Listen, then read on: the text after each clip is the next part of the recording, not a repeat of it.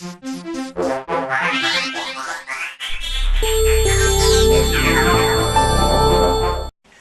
everyone out there. Once again, this is Frank. And this is Leonard. Welcome to the Whisky Anonymous video podcast and channel.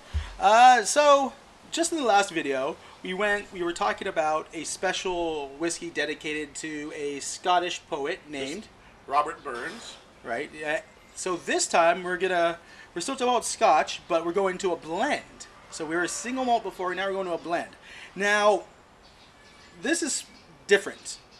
It's something that you cannot get here in the Philippines. Mm-hmm. Like mentioned earlier, my girlfriend, who was in Taiwan, picked this up. Now, I did have a little help knowing about this. A friend of ours, who comes at least once a year to the Philippines, our buddy Elliot, or Clark Kent on Facebook, he is also a whiskey guy, whiskey tasting guy, going certified WSET and all that good stuff. So he posted this literally, I would say right before my girlfriend left, so about mid-December, and I had to have it. Found out where she was able to buy it. She went out of her way, picked it up at Carrefour, which is a British grocery store based in Taiwan too, and picked this up.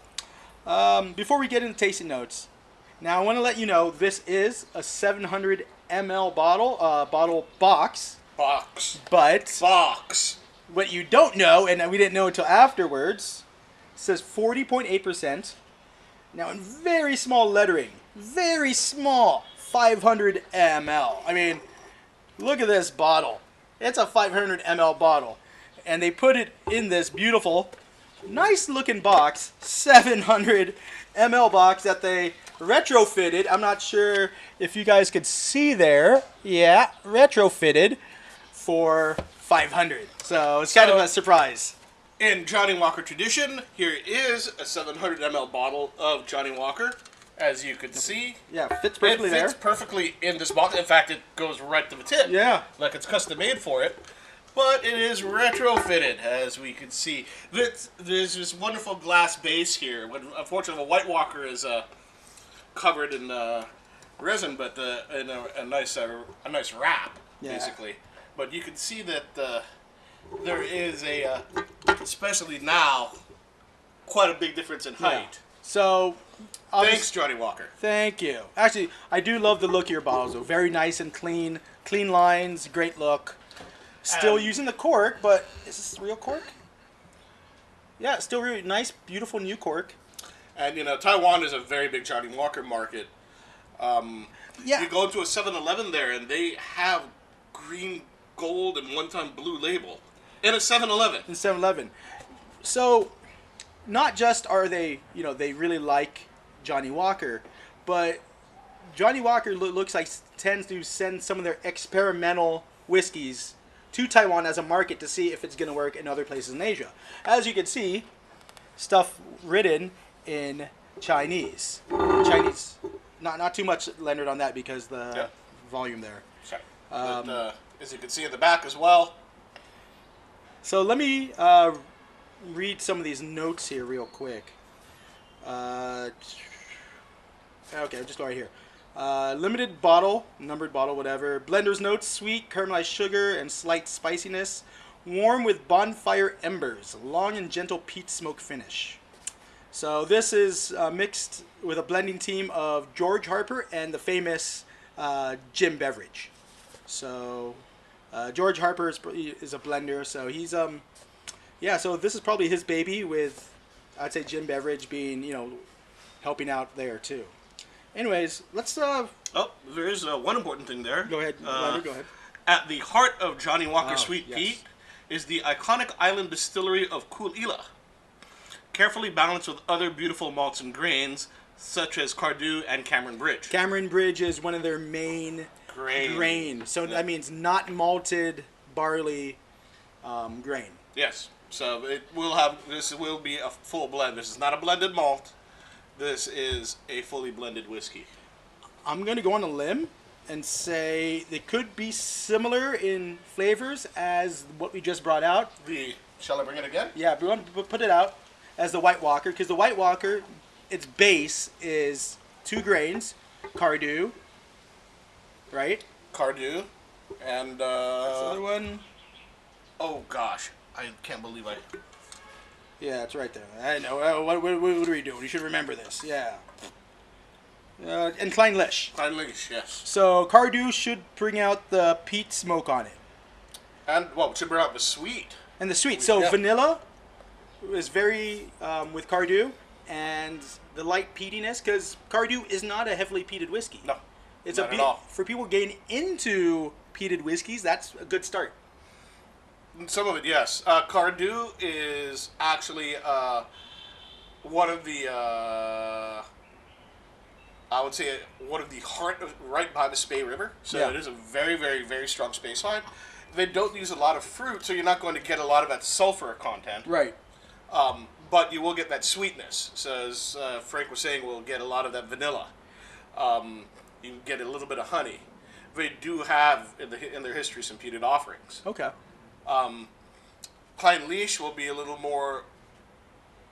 Well, Klein Lish was on the White Walker, so we've had the White Walker before. Yeah. On the So- on the 2 videos before. So this would probably have a little less of. I think Klein Lish is a little bit more on the cereal side. Yeah. So in this So case, we got Cardhu, We have Cardhu, so we'll have the sweet side. and you're gonna have And- a lot of vanilla, a lot of And honey. then we'll have the Coal Isla, which is an island distillery. So that's going to provide that nice hit of smoke and peat. Yes, exactly. So vanilla, honey, with the Cardhu, And Ma- then yeah. Coal Isla, and with probably wisps of smoke in yeah. that one. It's With Coal Isla, bringing out vanilla again, but also the peat. That's really where the peat will be coming Yeah. from. then Cameronbridge, which will add a bit of this the smooth mouthfeel. Yes, and you'll have a little bit of heat with that as well. It is a grain whiskey. It'll add intensity. Grain whiskeys tend to be a little more intense than malts. That's why if you have a 40-year-old grain, you'll find out that it has a lot more robust flavoring for its age compared to, say, a 40-year-old single malt. Right, and also it is looks like it is matured in first fill American whiskey, American oak. So former bourbon that's been brought over and filled the next time with this. So this should bring a bit of those American oak flavors, which is a bit of what vanilla. Again, the vanilla is going to be really prominent. So I'm thinking there'd be a lot of vanilla flavoring in this one. There's a good chance. Well, we haven't tasted this yet, so this is the first time, once again, live. Well, not live, but on video, without rehearsal, tasting this. So let's have it. Let's check out this nose. Well, they got the name right. Sweet. The sweet comes before the peat. It's not peat sweet. No, it's not at all. Sweet peat. Yeah. Very sweet. You have to fight through it to get to the peat, in fact. Honey and vanilla. The peat, not smoke though, but peat undertones. But it's not smoky. No. I have a feeling that if you Gotta warm it up a little bit. On this warm one. it up a little bit, you will get a little, the peat will Rise out a little bit. ride us out a little bit. That's my suspicion. Because it'll build up a bit more. I can't imagine the sweet getting stronger. A bit also not spicy hot, but like I think, as I said, cinnamon, right? I think they said cinnamon. I could sense that on the nose. Yeah, that bit of a cinnamon, molassesy type of. Yeah, but the peat is it feels like it's infused with peat rather than it's an integral part of the whiskey. It feels like it's like Right. it's like. But of course, there's no infusion, obviously, in whiskey. no. So, But but as yeah. far as the flavor is concerned. Yeah, as far as the nose is concerned, yes. All right, let's have a taste. Oh, and guys, see this right here, water? Always good to have between tastings. Have a little sip of the water, maybe rinse your glass out with the water and drink it, just as a safety precaution. Oh, let me taste that again. That's interesting. You can see by the expression on my face, ladies and gentlemen. That's not bad. It is basically not what I was expecting. No.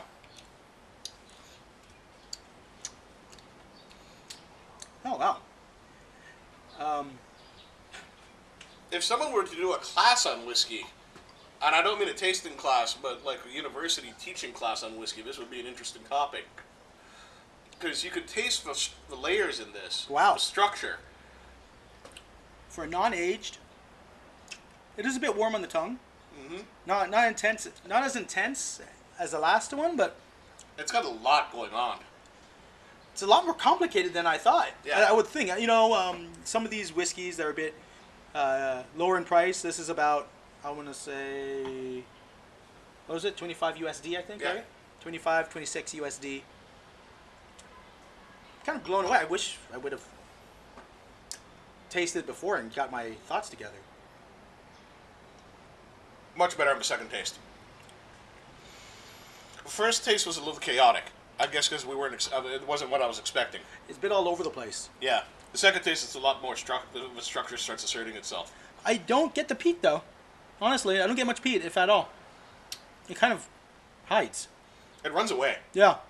It's there, but it runs away. Because when I would rather say this is sweet spice. It's kind of sweet peat. I know they're trying to do a play on the language, but it's a bit more of that cinnamon,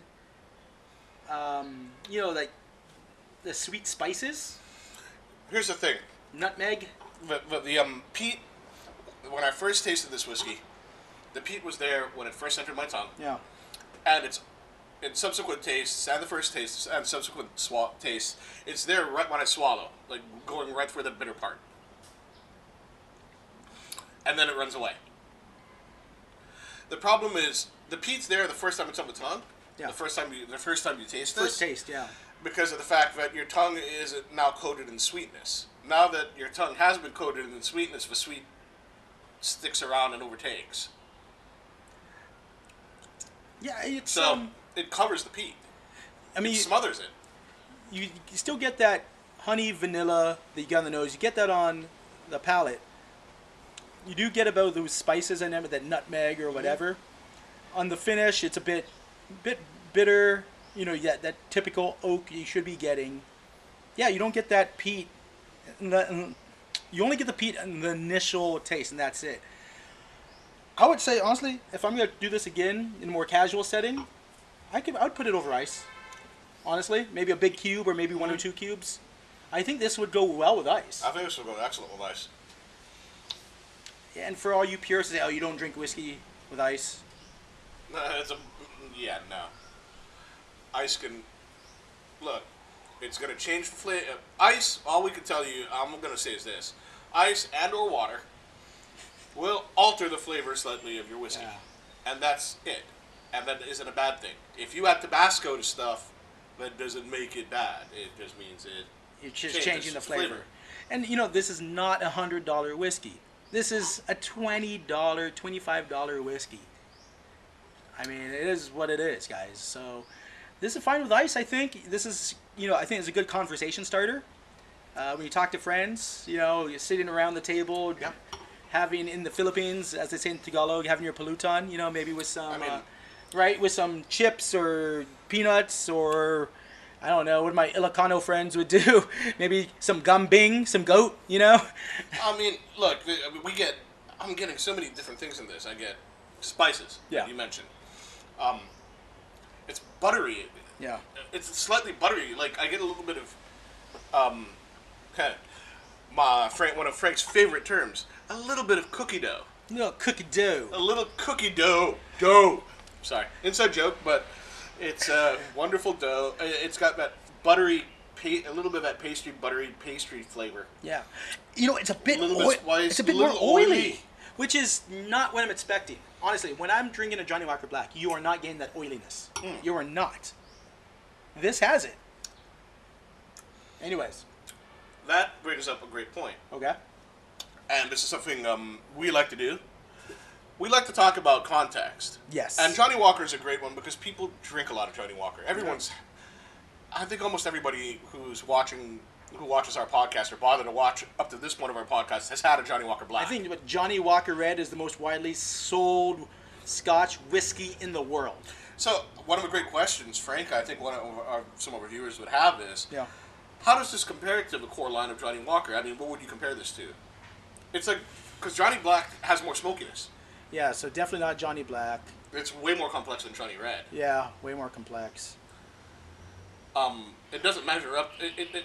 It's still. Gold. It can't be blue because blue's actually No. a different character that's got that subtleness to it. I wouldn't call it smooth mouthfeel, but you know what I mean on that. How? Green? I think green is Green, the the closest one. Yeah.